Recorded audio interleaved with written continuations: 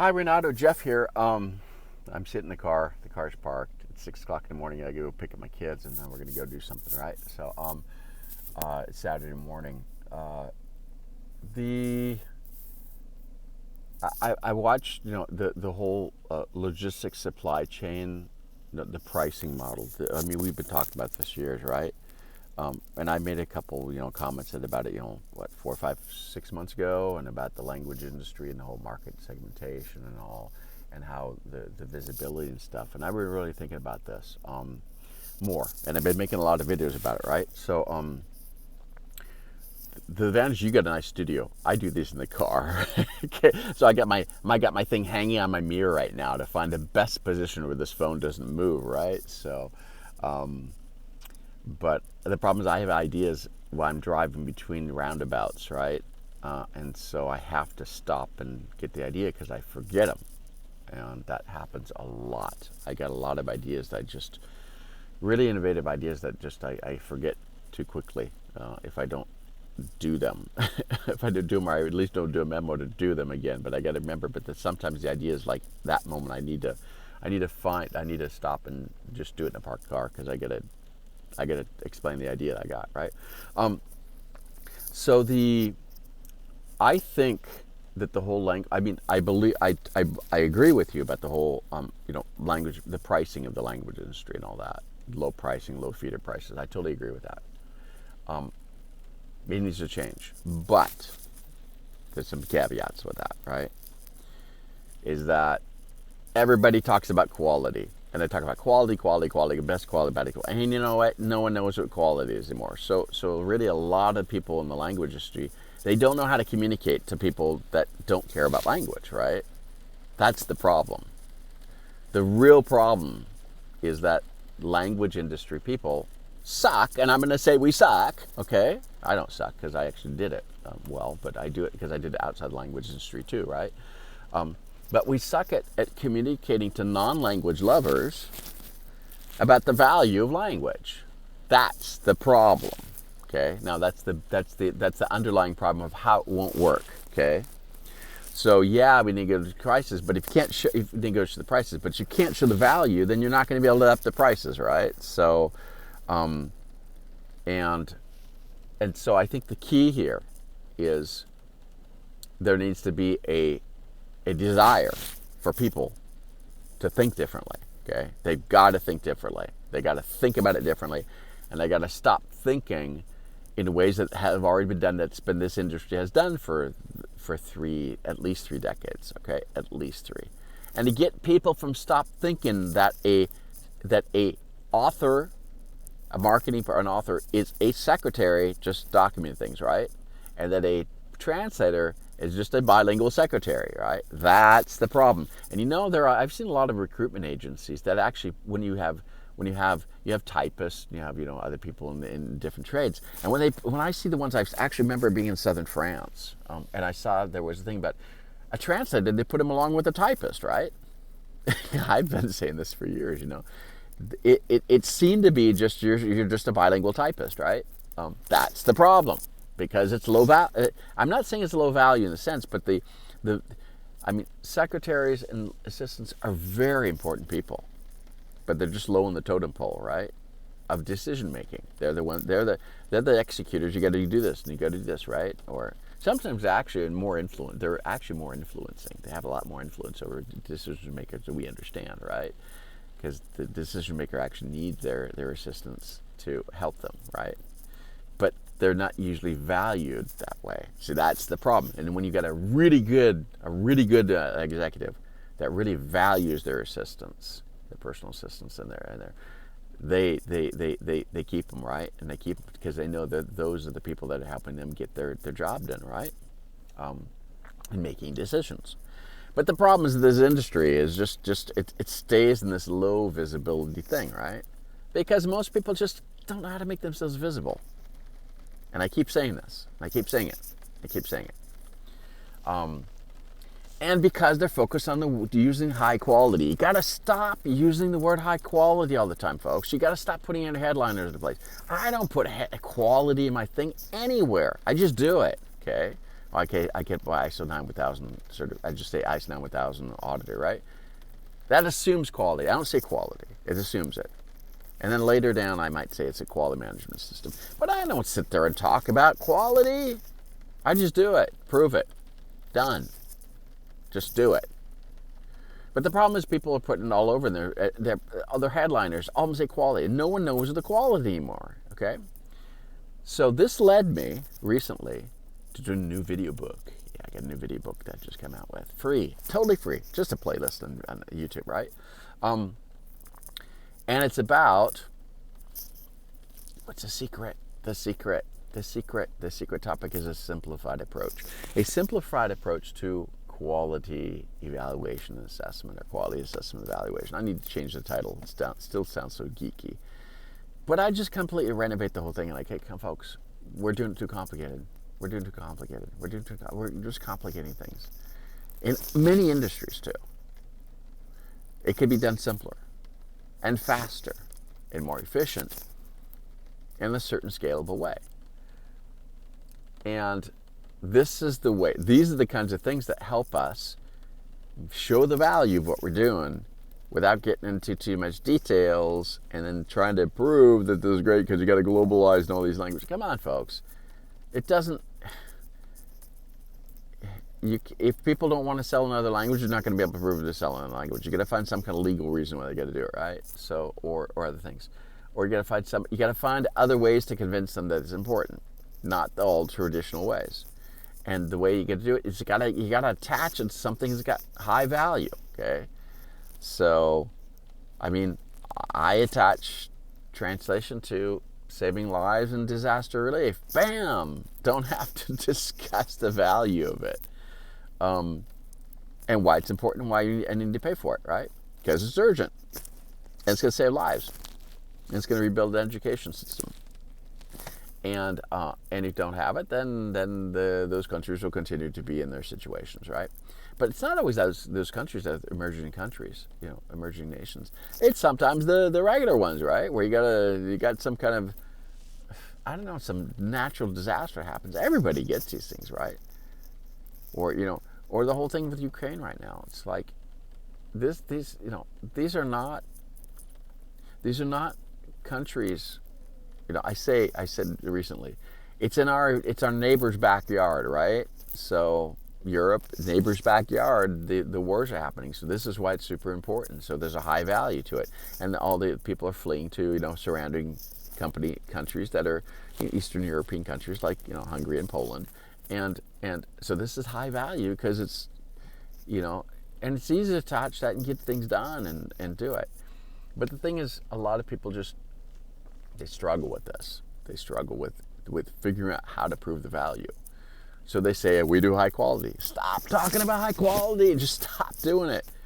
What you got to start doing is saying, we don't do bad quality. Yeah, that's what I say. I don't say I do high quality. I just say I don't do laughable bad stuff. I don't do laughable ugly stuff. So that's why you want to come to me. And you know what? Totally different approach. And it works. It totally works. And that's part of my new book, right? So, and I'm trying to sell a book here, okay? It's actually free. It doesn't matter. It's up on my YouTube channel. People can go find my YouTube channel. There's a lot of music up there too. Music's more interesting stuff, actually. A lot more interesting. And that's what people come to it for. But the negotiation, this whole language price, the language industry pricing will not change if people don't change their mindset of how they approach selling language services and technologies. They got to think about it differently. They got to do it differently. And I'm regularly, criticizing, yes. Because I'm trying to get some of our people in the language technology, like machine translation folks, okay, I'm going to say, stop saying machine translation. Just stop saying machine translation. Because you know what?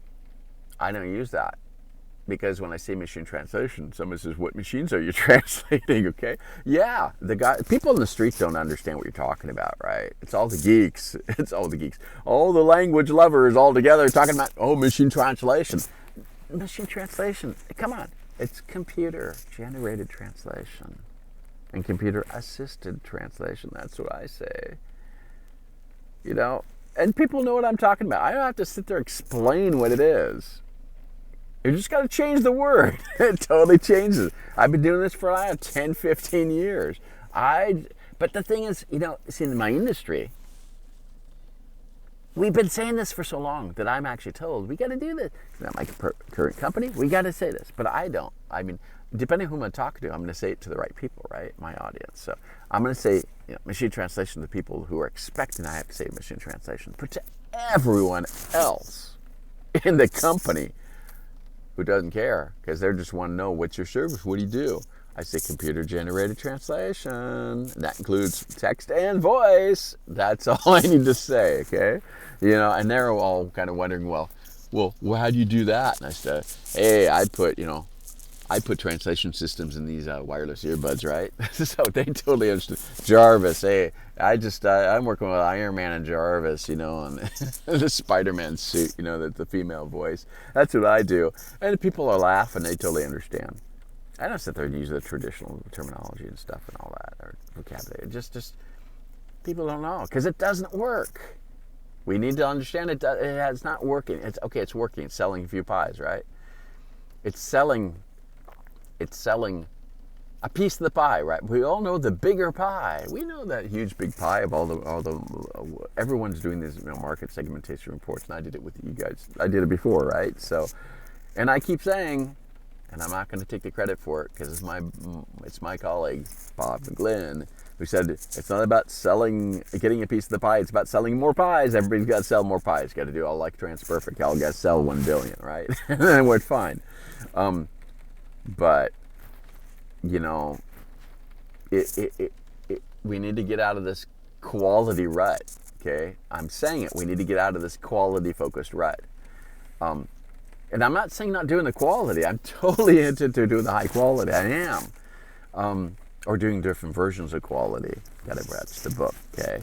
Because I get a lot of examples of this. In daily life elsewhere, outside of the language industry. Yes, because people outside the language industry do this too, right? So this is, we need to get out of the rut. And out of the rut means doing it differently. Thinking differently. Really thinking differently. So, and the pricing won't change until people think and do it differently. And they need to completely adjust. They need to just, I don't want to say some of these words, okay? So, because I got some words, from the medical industry that I use, but I can't use them here, right? So not the internet. Okay, I'll use another one. We need to do a what do you call this? I need to do the diabetics get a blood dialysis, right? I'm sorry, I can't remember these words. I don't speak in English on these things. I speak in French all the time, so I can't remember what they are in English. But so we need to do a blood transfusion. Just dump the blood and fill it up with another fake blood, okay? The whole Morbius. I'm sorry for those of you who haven't watched Morbius. I'm giving you a spoiler, okay? He invented fake blood, okay, right? So we need to fill up with fake blood, right? We've got to just get another transfusion effect. We need an industry transfusion here. Come on, industry transfusion. And to adopt things from other industries, how they're doing it. And when we do it that way, then we'll start selling more. But if we don't do it, then we won't do it, right? And if people sit there and talk about high quality, people don't do this, They just do it. They don't talk about it. They just do it. They don't sit there and, we doing this, we do this. We just do it and you sell it, right? You just sell the machines. You sell the products. You do it. You show it. You just got a demo. But the problem is language, we don't have a demo, right? Because there's nothing to demo because it all depends on some kind of platform somewhere. So I do it using my voice and explaining the differences in quality. Because I'm just talking. I don't need to demo some kind of thing to show how some kind of website or something. I don't need that to show quality. I do that when I do have it, right? But I joke about and talk about quality, do it in different ways. But the thing is, the language industry is abstract, and it's an abstract thing, and so people can't understand it. So you can show it somewhere, right? Well, just stop doing it that way. Find another way to show it by showing it, and it can be done. People just have to think out of the box. People are thinking too much in the box, in the box, in the box, in the box, in the box, in the box. And people need to be inspired by things from completely outside this industry. And the industry is not an industry. It's a very transversal and cross-functional thing, because it applies to everything, right? But you got to find how to apply it to these different things and make it cross-functional. So that's why I talk about, when I talk about language stuff, I talk about guitars, and I talk about cameras, and I talk about phones, and I talk about restaurants, and I talk about hotels, and I talk about things that are like there's an everyday life that people identify with, right? And not the language, because language is just something you do, right? There's not a problem. There's not a problem. We all do it, right? I'm doing it. Okay, I had a glitch when I had to say, blood dialysis, right? I had a glitch. Yeah, I had a glitch. So there was a problem, right? But hey, I think we just need to rethink this. But it's not just rethinking. It's not thinking. It's redoing things, and it's gonna be tough. It's not gonna be easy. It will not be easy, because you've got to.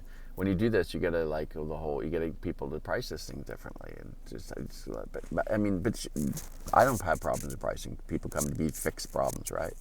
People come to me to fix the problems that others created. Okay, so then we know what the value is. Okay, get me out of this mess. Okay, that's why they call me Ghostbuster, right? And I love it when I don't have to fix the mess, right? So I can be involved in it before I have to fix anything. I don't have to fix anything. I get involved early on, and I'm doing some of this stuff right now where I'm early on in the thing. So early on, it's like we get to influence this before any other decisions are made. This is like great, because we make it so fast. We just get rid of it. Just make it so fast, get the right decisions made, and then I don't have to fix anything afterwards, okay? My career has been fixing things, okay? Well, it's a good, because that's what value is. Service industry is fixing things, right? But I'm fixing real mess-ups. That's where it gets really valuable, when I fix other people's real mess-ups. Or when I fix other people's the way that was set up won't work, and so you got to go and start to get working, and it doesn't work. It just doesn't work the way the customer wanted to do. So then I get called to kind of come in and, well, how can we change it to get it to work better, or to actually work? And so this is what I probably spent most of my career doing. In the language industry part, I mean, I've done a lot of this stuff too, where you do it right the first time. So, it's I don't know. I don't want to go too much longer, because it makes a long video, right? So I'm in a car. The windows are steaming up. Guess I turned off the heat, so because I don't want to avoid the noise here. So, but we need a major adjustment. People need to do some serious thinking, serious changing,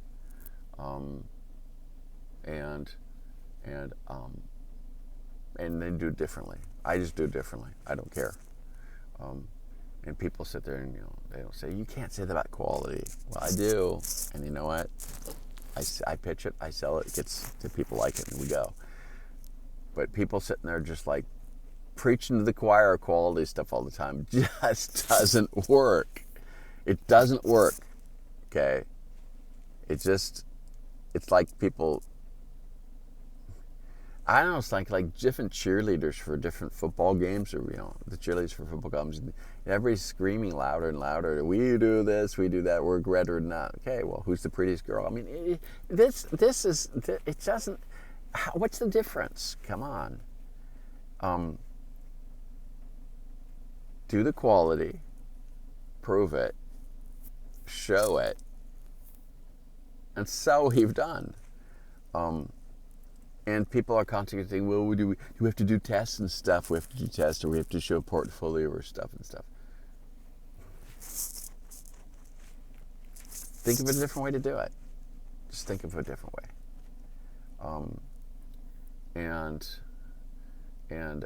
I haven't watched any of your guys' seminars and your training classes.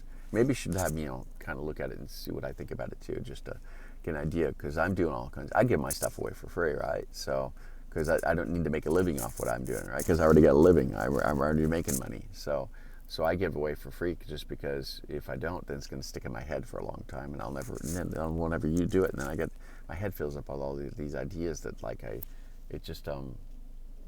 things nag along so I don't work on them. So things I really want to work on, I do, or things I just do really quickly, I have to just get them out. So it's also get my videos away, just so I don't have to keep stocking up with ideas, right? But it'd be good to see if your training sessions and stuff you guys give are in that kind of direction, just telling people you got to completely renovate, and people don't like to change, right? They don't like to change. That's the problem. So they're going to stick with what they're used to doing because it's comfortable. People got to get out of their comfort zone. They really need to get out of their comfort zone, and they need to stop thinking within their comfort zone area, and they need to really do it. And those that I think that are doing it really well are people that they don't do a lot of marketing. They don't worry about it because they just do it right the first time, and then people tell them about them. And I know people in this industry that they do that way. They don't try to market this stuff because they're just doing it so well that it works really well, because they don't screw things up, right? So again, quality. My belief in quality is just don't screw it up, right? Don't screw it up. And don't and work on things that are going to have the most impact, right? So that's it for that one. That's too long again. I usually think I can do the short video, and then it's just kind of we get into these are coffee corner discussions that you do in like coffee breaks and stuff. These are not like pitch stuff. You go pitching the stuff. It's just that's how it is. A lot of this stuff happens, and these are monologue coffee corner discussions, right? So.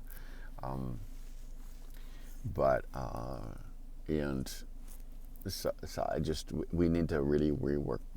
I want to say this like 25 times, but we do know that the rule is you need to hear something 17 times to have it sink in. Okay, there's a law about this. Okay, I wish I was 13. It was actually 17. I don't remember the name of the person that did the law, but we can look it up, right? But I'm not going to look it up while I'm doing this video. With a phone hanging from my mirror in my car. So that's it. We'll see. But I do agree with you, but I think it's going to be a harder path than we think. Because I think everyone needs a major change. It's going to be change. It's going to be tough. Change management is always hard. Been there, done that. Done a lot of, hey, we got another book coming up on organizational transformation management too. Yeah, I got that too. Yeah, oh darn, I just reminded myself I got to do that one too. I'm going to do some more videos on that one. So, in fact, I got to take some videos from an older one of a different book and slice out a couple things, and they become the chapters in this book on new transformation management. Yeah, so again, all these free books, it's just like, it takes so much time. And I don't do high quality videos because people don't care. They don't care. All they care is if it's not really bad, right? So in my original versions of my videos, when I was doing it like in my room at my house, room at the place, and didn't have good lighting, then they said, oh, that's not good quality. Now I do it in this place with the lights here in the car or in a restaurant or in the street or outside. They say, quality's fine. Yeah, it just works. The YouTubers, they do this all the time.